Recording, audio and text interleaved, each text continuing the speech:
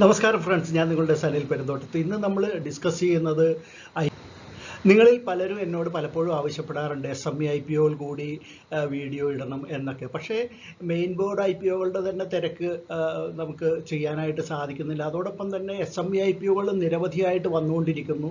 പിന്നെ അത് അത്ര പോപ്പുലർ ആയിട്ടില്ല എന്നുള്ളൊരു ചിന്തയും ഒക്കെ കാരണമാണ് SME IPOകൾ പലപ്പോഴും നമ്മൾ വീഡിയോ ഇടാത്തത്. എന്നാൽ ചില SMEകളുടെ എല്ലാം വീഡിയോകൾ നമ്മൾ ചെയ്തിട്ടുണ്ട്.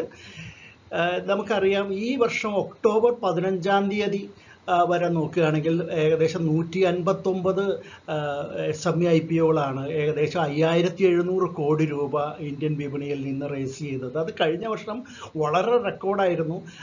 ഏകദേശം 196 IPOകളാണ് കഴിഞ്ഞ വർഷം വന്നത്. അവർ 6000-ഓളം കോടി രൂപ മാർക്കറ്റിൽ നിന്ന് റേസ് ചെയ്യുകയും ചെയ്തു. അപ്പോൾ വളരെയധികം തിരക്കുള്ള ഒരു കാര്യം തന്നെയാണ് SME IPOകളുടെ കാര്യം. നിരവധി IPOകൾ വരിവരിയായിട്ട് വന്നുകൊണ്ടിരിക്കുന്ന ഒരു മേഖലയാണ്. അപ്പോൾ അതിനെല്ലാം ഒരു നിയന്ത്രണം വെച്ചുകൊണ്ടാണ് സെബി ഇപ്പോൾ പുതിയ ചില പ്രപ്പോസൽസുമായിട്ട് വന്നിരിക്കുന്നത്. അത് നിയമമായിട്ടില്ല, ആകാനായിട്ട് പോകുന്നു എന്നാണ് അറിയാൻ കഴിഞ്ഞിട്ടുള്ളത്. നമുക്ക് അതേക്കുറിച്ചൊന്ന് പരിശോധിക്കുകയാണെങ്കിൽ, മിനിമം ഒരു ആപ്ലിക്കേഷൻ വാല്യൂ എന്ന് പറയുന്നത് നമ്മളെ മെയിൻ ബോർഡ് IPOകളിൽ 15,000 റുപ്പീസാണ്. അതായത് 15,000 റുപ്പീസിൻ്റെയാണ് മിനിമം ഒരു ലോട്ട് എന്ന് പറയുന്നത്. അപ്പോൾ അത് SME IPOകളെ സംബന്ധിച്ച് പറയുകയാണെങ്കിൽ ഇപ്പോൾ 1 ലക്ഷം രൂപയായിരുന്നു. ആ 1 ലക്ഷം എന്നുള്ളത്, അതായത് മിനിമം ആപ്ലിക്കേഷൻ വാല്യൂ എന്ന് പറയുന്ന 1 ലക്ഷം രൂപയിൽ നിന്ന് 2 ലക്ഷമോ 4 ലക്ഷമോ ആയിട്ട് ഉയർത്തണം എന്നാണ് സെബിയുടെ പുതിയ പ്രപ്പോസലിൽ പറയുന്നത്. അതായത് റീറ്റെയിൽ ഇൻവെസ്റ്റേഴ്സിലെ ചെറിയ റീറ്റെയിലേഴ്സിനെ ഇതിൽ നിന്ന് ഫിൽട്ടർ ചെയ്ത് കളയുക എന്നുള്ളത് തന്നെയാണ് ഉദ്ദേശിച്ചിരിക്കുന്നത്. കാരണം ഇത് കുറച്ച് റിസ്കി ആയിട്ടുള്ള കാര്യമാണ്. ഒരു പുതിയ ചെറിയ കമ്പനിയാണ്. അത് ഫ്യൂച്ചറിൽ ഒരു പക്ഷേ ഒരു ബ്ലൂ ചിപ്പ് കമ്പനി ആയേക്കാമെങ്കിൽ പോലും ഇപ്പോൾ അതേ സംബന്ധിച്ച് വളരെയധികം ലിക്വിഡിറ്റി കുറവൊക്കെ ഉള്ളൊരു കാര്യമായതുകൊണ്ട് അതിലേക്ക് ഏറ്റവും ചെറിയ ഇൻവെസ്റ്റേഴ്സിനെ ഒഴിവാക്കാൻ വേണ്ടിയിട്ടാണ് അത്തരത്തിൽ ആപ്ലിക്കേഷൻ വാല്യൂ 2 ലക്ഷമോ 4 ലക്ഷമോ ഒക്കെ ആക്കാനായിട്ട് ഇപ്പോൾ ഒരു പ്രപ്പോസൽ വന്നിരിക്കുന്നത്. അതുപോലെ തന്നെ മറ്റൊരു കാര്യം നമുക്കറിയാം, ഓഫർ ഫോർ സെയിൽ എന്നുള്ളത് ഇപ്പോഴത്തെ ഇൻവെസ്റ്റേഴ്സ് അല്ലെങ്കിൽ പ്രൊമോട്ടേഴ്സ് തന്നെ അവരുടെ കൈവശമുള്ള ഓഹരികൾ വിറ്റഴിക്കുന്ന ഒന്നാണല്ലോ ഓഫർ ഫോർ സെയിൽ എന്നുള്ളത്. മെയിൻ ബോർഡ് IPOകളിൽ പലപ്പോഴും ഓഫർ ഫോർ സെയിൽ മാത്രമായിട്ടുള്ള IPOകൾ വരാറുണ്ട്. പിന്നെ ശരിക്കുള്ള ഫ്രഷ് ഓഹരികളേക്കാൾ എത്രയോ ഇരട്ടി ഓഫർ ഫോർ സെയിൽ നമ്മൾ കാണാറുണ്ട്. എന്നാൽ SME IPOകളിൽ ഇനി മുതൽ ഈ പ്രപ്പോസൽ അനുസരിച്ച് ടോട്ടൽ ഇഷ്യൂ സൈസിന് 20% മാത്രമേ ഓഫർ ഫോർ സെയിൽ വരാൻ പാടുള്ളൂ എന്ന് പുതിയ പ്രപ്പോസലിൽ സെബി ഉദ്ദേശിച്ചിട്ടുണ്ട്. 20% ഓഫർ ഫോർ സെയിൽ മതി എന്നുള്ളത്. അപ്പോൾ നിലവിലുള്ള പ്രൊമോട്ടേഴ്സോ ഇൻവെസ്റ്റേഴ്സോ അവരുടെ കൈവശമുള്ള ഓഹരികളുടെ 20% മാത്രമേ ഇപ്പോൾ ഇഷ്യൂവിൻ്റെ കൂടെ വിൽക്കാനായിട്ട് അവർക്ക് സാധിക്കുകയുള്ളൂ. മാത്രമല്ല, മറ്റൊരു കാര്യം, ഇതിന് ഒരു റെഗുലേറ്റർ ഒരു മോണിറ്ററിങ് കൂടി ഈ ഇഷ്യൂകളിൽ വേണം എന്നാണ് സെബിയുടെ നിർദ്ദേശം. അതായത് ഇപ്പോഴത്തെ സംബന്ധിച്ച് പറയുകയാണെങ്കിൽ SMEകളുടെ IPOകൾക്ക് എക്സ്ചേഞ്ച് തന്നെയാണ്, ഏത് എക്സ്ചേഞ്ചിനാണോ ലിസ്റ്റ് ചെയ്യുന്നത് അവരാണ് ഒരു മോണിറ്ററിങ് ഏജൻസി ആയിട്ട് നിൽക്കുന്നത്. അതുപോരാ, മറ്റൊരു മോണിറ്ററിങ് ഏജൻസി കൂടി വേണം എന്ന് സെബി ഇപ്പോൾ നിഷ്കർഷിക്കുകയാണ്. നമുക്കറിയാം, പല സ്മോൾ ആൻഡ് മീഡിയം എൻ്റർപ്രൈസുകളും മാർക്കറ്റിൽ നിന്ന് അവരുടെ ക്യാപിറ്റലായിട്ട് റേസ് ചെയ്യാൻ ഉദ്ദേശിക്കുന്നത് വെറും 5-6 കോടി രൂപയൊക്കെ ആയിരുന്നു. അപ്പോൾ അത്തരത്തിലുള്ള ഒരു IPO വരുമ്പോൾ അതിൽ മിനിമം ആപ്ലിക്കേഷൻസ് അക്സെപ്റ്റ് ചെയ്യേണ്ടത് വെറും 50 മാത്രമായിരുന്നു. 50 പേരുടെ ആപ്ലിക്കേഷനിൽ നിന്നും അവർക്ക് ആ തുക കിട്ടുമെങ്കിൽ അത്രയും പേരുടെ ആപ്ലിക്കേഷൻസ് എടുത്താൽ മതി എന്നായിരുന്നു ഇതുവരെ ഇപ്പോൾ നടന്നുകൊണ്ടിരിക്കുന്ന നിയമം. അത് ഇപ്പോൾ മാറ്റാനായിട്ട് ഈ പുതിയ പ്രപ്പോസലിൽ ആഗ്രഹിക്കുന്നു സെബി. അത് 200 ആക്കി മാറ്റണം. 200 ആയിരിക്കണം മിനിമം അലോട്ടീസിൻ്റെ നമ്പർ എന്നാണ് പുതിയ നിയമം വരുന്നത്.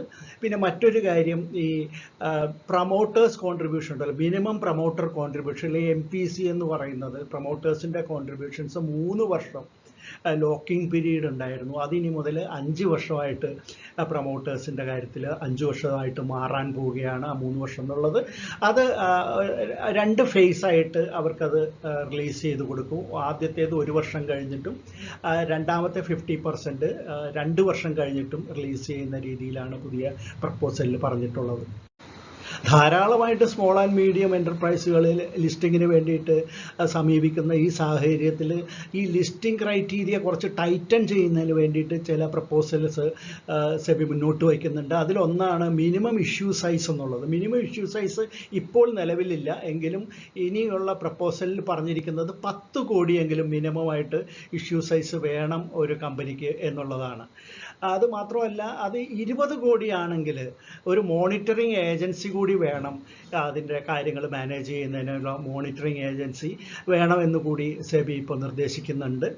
മറ്റൊരു കാര്യം എടുത്തു പറയേണ്ടത്, അങ്ങനെ ഒരു ഇഷ്യൂവിന് വേണ്ടിയിട്ട് അപേക്ഷിക്കുന്ന SME കമ്പനികളെ സംബന്ധിച്ച് ഏറ്റവും ഒടുവിലത്തെ 3 വർഷങ്ങൾ എടുക്കുകയാണെങ്കിൽ, ഫിനാൻഷ്യൽ ഇയർ എടുക്കുകയാണെങ്കിൽ അതിൽ 2 വർഷമെങ്കിലും 3 കോടിയിലധികം പ്രോഫിറ്റ് ഉണ്ടായിരിക്കണം എന്നൊരു നിർദ്ദേശം കൂടി കമ്പനി വയ്ക്കുന്നുണ്ട്. അത് SME കമ്പനികളെ സംബന്ധിച്ചിടത്തോളം വലിയ ഒരു ഞെട്ടിക്കുന്ന കാര്യം തന്നെയാണ്. കാരണം അവസാനത്തെ 3 വർഷത്തിൽ 2 വർഷം 3 കോടിയിലേറെ പ്രോഫിറ്റ് ഉണ്ടായിരിക്കണം എന്നുള്ളത് ഒരു കടുത്ത നിർദ്ദേശം തന്നെയാണ് എന്നുള്ളത് പറയാതിരിക്കാൻ നിവൃത്തിയില്ല. മാത്രമല്ല, അവരുടെ ഓഹരികൾക്ക്, ഒരു ഓഹരിയുടെ ഫേസ് വാല്യൂ എന്നുള്ളത് 10 രൂപയായാൽ നന്നായിരുന്നു, 10 രൂപയിലേക്ക് മാറ്റണം എന്നുള്ളൊരു നിർദ്ദേശവും ഇതിലടങ്ങിയിട്ടുണ്ട്.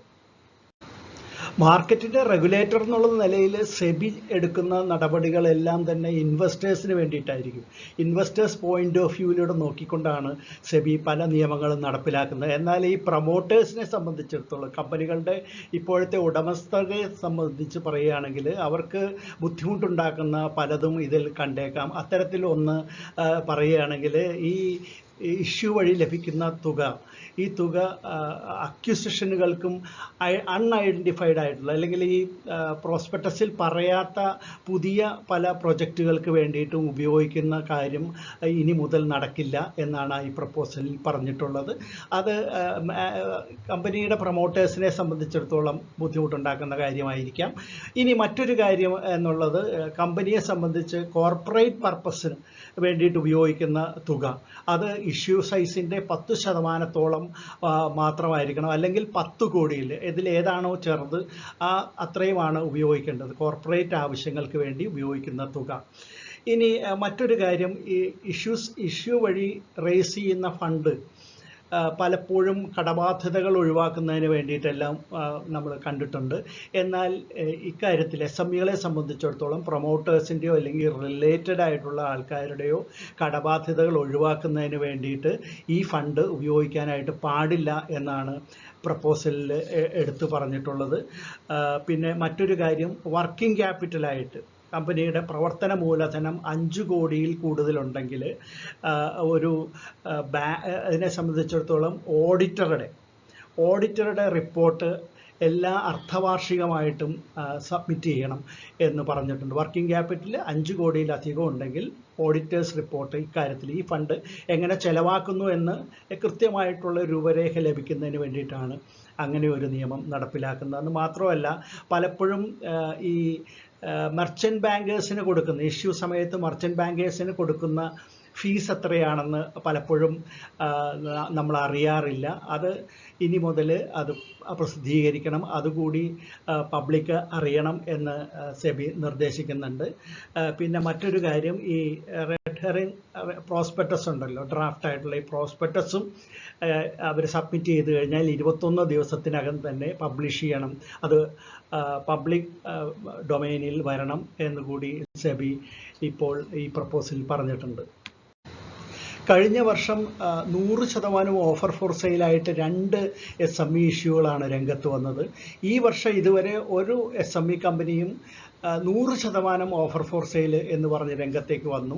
അതാണ് നമ്മൾ നേരത്തെ പറഞ്ഞ പോലെ തന്നെ ഈ securities and exchange board of ഇന്ത്യയുടെ പുതിയ പ്രപ്പോസൽ അനുസരിച്ച് 20% കൂടുതൽ ഓഫർ ഫോർ സെയിലായിട്ട് വരാനായിട്ട് ഇനി മുതൽ സാധിക്കില്ല. 20% കയ്യിലുള്ള ഓഹരികൾ ഈ അവസരത്തിൽ വിറ്റാൽ മതി എന്നാണ് ഇപ്പോൾ പുതിയ നിർദ്ദേശം വന്നിരിക്കുന്നത്. അതുപോലെ തന്നെ ചില സർക്കുലർ ട്രേഡുകൾ, ഈ റിലേറ്റഡ് ആയിട്ടുള്ള ആൾക്കാരും ചില ഡയറക്ടേഴ്സും എല്ലാം ചെയ്തുകൊണ്ടിരുന്ന ചില സർക്കുലർ ട്രേഡുകളുണ്ട്, അല്ലെങ്കിൽ ഒരേ ക്വാണ്ടിറ്റി തന്നെ അവരിൽ തന്നെ അങ്ങോട്ടും ഇങ്ങോട്ടുമുള്ള വിൽപ്പന, അതായത് യഥാർത്ഥത്തിൽ വിൽപ്പനയോ വാങ്ങലുകളോ നടക്കുന്നില്ലെങ്കിലും അത് റെക്കോർഡിലായി അങ്ങനെ വരികയും അത് വില മാനിപ്പുലേഷന് വേണ്ടിയിട്ട് സഹായിക്കുകയൊക്കെ ചെയ്യുന്ന ചില അവസരങ്ങൾ ഉണ്ടായിട്ടുള്ളതായിട്ട് സെബിക്ക് റിപ്പോർട്ട് കിട്ടിയിട്ടുണ്ട്. അത്തരത്തിലുള്ള കാര്യങ്ങളെല്ലാം ഒഴിവാക്കുന്നതിന് വേണ്ടിയിട്ടും പ്രപ്പോസൽ നിയമം വരുന്നുണ്ട്. അതായത് ഇപ്പോൾ ഈ ഫിനാൻഷ്യൽ കണക്കുകൾ അല്ലെങ്കിൽ ഷെയർ ഹോൾഡിംഗ് പാറ്റേണുകളും സ്റ്റേറ്റ്മെൻറ്റ് ഓഫ് ഡീവിയേഷൻസ്, പണം എങ്ങോട്ടാണ് മാറ്റുന്നത് എന്നുള്ളതെല്ലാം, ഫിനാൻഷ്യൽ റിസൾട്ട്സും എല്ലാം ഇടയ്ക്ക്, അതായത് ക്വാർട്ടർലി ആയിട്ട് എല്ലാ ക്വാർട്ടറിലും ഇത് സബ്മിറ്റ് ചെയ്യണം ഈ റെക്കോർഡുകൾ എന്നുള്ളതാണ് പറഞ്ഞത്. സ്റ്റേറ്റ്മെൻറ്റ് ഓഫ് ഡീവിയേഷൻ എന്ന് പറഞ്ഞാൽ ഫണ്ട് മറ്റു പല ഷെൽ കമ്പനികളിലേക്കെല്ലാം ഡീവിയേറ്റ് ചെയ്യുന്ന ഒരു നടപടികൾ ചില കമ്പനികളൊക്കെ സ്വീകരിക്കാറുണ്ട്. അതെല്ലാം തിരിച്ചറിയുന്നതിന് വേണ്ടിയിട്ടാണ് ക്വാർട്ടർലി ആയിട്ട് ഇത്തരത്തിലുള്ള ഡീവിയേഷൻ സ്റ്റേറ്റ്മെൻറ്റും ഫിനാൻഷ്യൽ റിസൾട്ട്സും ഷെയർ ഹോൾഡിംഗ് പാറ്റേണും തുടർച്ചയായിട്ട് സബ്മിറ്റ് ചെയ്യേണ്ട ഒരാവശ്യം ഇതിൽ പ്രപ്പോസലിൽ പറഞ്ഞിട്ടുണ്ട്. എന്തായാലും ഈ സ്മോൾ ആൻഡ് മീഡിയം എൻ്റർപ്രൈസുകളെ സഹായിക്കുന്നതിനും പ്രൊമോട്ടേഴ്സിന് ഫണ്ട് റേസ് ചെയ്യുന്നതിനും ഇൻവെസ്റ്റേഴ്സിന് ഇതിൽ കൂടുതൽ ലിക്വിഡിറ്റി കിട്ടുന്നതിനൊക്കെ വേണ്ടിയിട്ടാണ് SME platform securities and exchange board of India ഉണ്ടാക്കിയിട്ടുള്ളത്. അത് നമ്മൾ ഇൻവെസ്റ്റേഴ്സ് വളരെയധികം സജീവമായിട്ട് തന്നെ അതിൽ പങ്കെടുക്കുക. എന്തായാലും നിരവധി നല്ല കമ്പനികൾ, അതായത് കേരളത്തിൽ നിന്നടക്കം വളരെ മികച്ച കമ്പനികൾ SME ലിസ്റ്റിങ്ങിന് വേണ്ടിയിട്ട് മുന്നോട്ട് വന്നുകൊണ്ടിരിക്കുന്ന ഒരു സമയമാണ്. അതിലെല്ലാവരും സജീവമായിട്ട് പങ്കെടുക്കുക, അതിനെയെല്ലാം നല്ല രീതിയിൽ വിജയിപ്പിക്കണം എന്നുകൂടി എനിക്കൊരു അഭ്യർത്ഥനയുണ്ട്.